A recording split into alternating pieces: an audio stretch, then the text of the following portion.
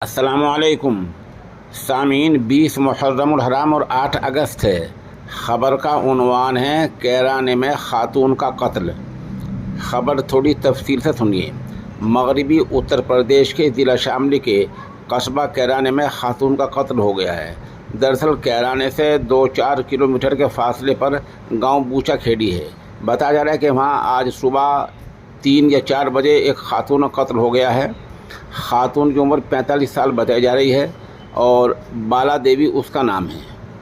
बताया जा रहा है शोहर घर से बाहर गया हुआ था और खातून बरामदे में सोई हुई थी।